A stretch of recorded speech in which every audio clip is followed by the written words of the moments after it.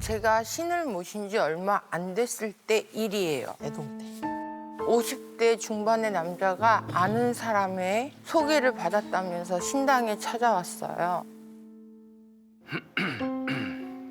아들 때문에 라는 말을 시작하자마자 갑자기 저희 동자가 교통사고 났어. 교통사고. 형이다, 형아. 저는 아드님 때문이라는 거 혹시 교통사고예요? 라고 물어봤고 남자는 깜짝 놀란 표정으로 고개를 끄덕이며 이야기를 시작했어요. 군대를 제대한 지 한 달쯤 된 아들이 친구들이랑 놀고 새벽에 집에 들어오다가 험한 일을 당했다는 거예요. 아유, 사고 났나 보다. 저는 아들이 당한 게 맞아요? 라고 물어봤죠. 왜요? 그런데 갑자기 목에 핏대를 세우면서 앞길이 구만리인 우리 아들이 당한 거예요. 라고 하면서 교통사고로 법정 싸움 중인데 이길 수 있을지만 알려달라고 하더라고요. 그 발끈하는 거 보니까 뭐가 있나 보다. 뭐가 또 캥기는 것도 좀 있고. 순간 화경으로 깜깜한 시골 도로가에서 젊은 두 남자가 바닥을 기어다니는 모습이 보이는 거예요. 그 모습을 이야기하자 새파랗게 질린 얼굴로 일어나서는 묻는 말엔 대답도 안 하더니 이상한 말만 하네. 하면서 나가버렸어요. 딴 얘기하지 말라 이거지. 그 얘기만 듣고 싶은 얘기만 네. 듣고 싶다고. 뭐가 있네. 아, 있지. 캥기는 게 있지, 지금. 그렇게 2년 정도 지난 어느 날인가 바싹 마른 남자가 찾아와서는 저 기억 나세요? 라고 묻는데 2년 전에 찾아왔던 그 남자였어. 그때 승질 내고 가더니, 그죠? 왜 이렇게 말랐어? 남자는 우리 아들이 산송장처럼 삐쩍 말라서 숨만 겨우 꼴딱꼴딱 쉬고 있어요 라고 하더라고요. 그러면서 새벽 2시만 되면 누군가 엉엉 울면서 뭔가를 뒤지는 소리가 들린다는 거예요. 아들 귀에만. 어머, 아들 귀에만 싹 뭐, 그 지신 소리 들리는 거야? 쌀점을 보는데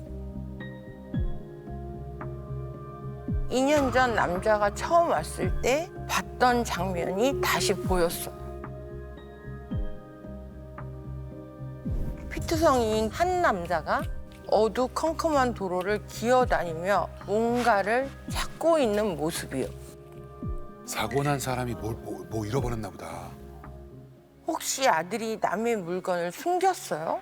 라고 물어봤고 신당 안은 정막으로 가득 찼어요.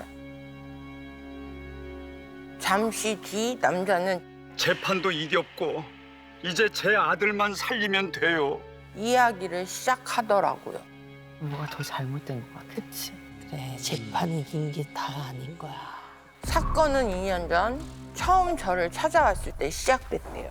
군대를 제대한 지 얼마 안 된 아들이 친구들과 놀다 새벽 2시쯤 한적한 시골길을 운전해 집으로 돌아가고 있었는데 많이 졸렸던 상태라 빨리 달렸다고 하더라고요.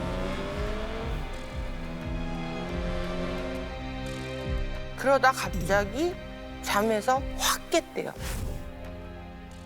사람을 쳤거든요. 아, 이거구나. 근데 어떻게 이겼지? 겁이 난 아들은 119가 아닌 자기 아버지. 그러니까 신당에 찾아온 남자에게 전화를 걸었대요. 연락을 받고 바로 현장으로 달려갔는데 119를 불러야지. 거기엔 바닥에 주저앉아 있는 아들과 피투성이가 된 채 쓰러져 있는 앞집 아들이 있었대요. 모르는 애가 아니야. 또 알아. 근데 119를 안 불렀어? 두 집의 사이는 시골의 작은 동네라서 가족처럼 친하게 지내며 같이 키우다시피 하던 앞집 아이였대요.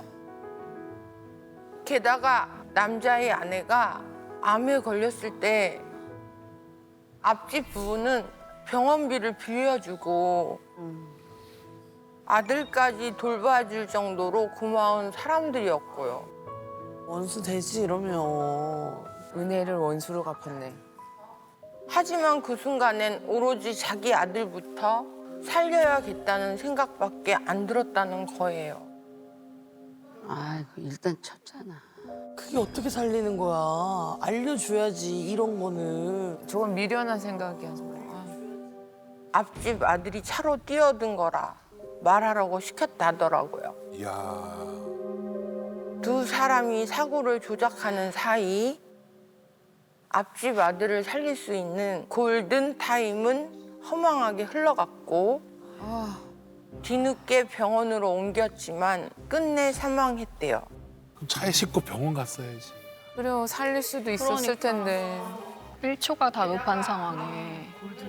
앞집 부부는 죽은 자기 아들에게 잘못을 뒤집어 씌우고 살릴 수 있던 애를 일부러 죽인 게 아니냐며 소송을 걸었대요. 그렇지. 맞지. 하지만 남자는 변호사를 선임해 승소했다고 하더라고요. 그때는 지금처럼 CCTV가 많던 시절도 아니어서 증거가 없었거든요. 그렇게 남자는 자신이 받은 은혜를 원수로 갚은 거죠. 은혜를 원수로 갚았네. 모든 게 다 끝났다고 생각했지만 아니었어요. 어느 날 새벽 2시 아들이 사라져 온 동네를 찾아다녔는데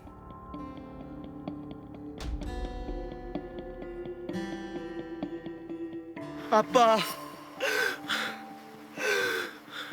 자꾸 걔가 울면서 기어다니는 소리가 들려. 하면서 아고. 사고 장소에서 네 발로 기어다니고 있더래요. 어머 어머. 뭐가? 아, 무슨 말이야?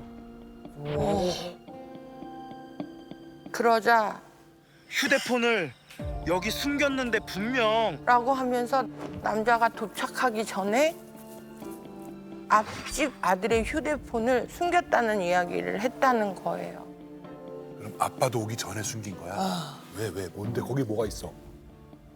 모든 걸 알게 된 저는 방법은 하나예요. 차지하세요라고 했어요. 결국 남자는 사고 현장에서 아들이 숨겨놓은 휴대폰을 찾아낸 뒤 아들을 설득해 경찰서로 갔대요. 잘했어. 그리고 꺼져 있던 휴대폰을 확인했더니 뭐가 있나? 그래, 왜요? 거기 뭐가 있는데? 하늘에 떠있던 커다란 보름달과 함께 사고 당시에 참혹한 순간이 고스란히 담긴 사진들이 발견됐다고 하더라고요. 어떻게 찍었지? 오랜 시간이 지난 후 남자에게 연락이 왔는데요. 아들과 함께 무거운 법의 처벌을 받게 됐다고 하더라고요. 그래야지.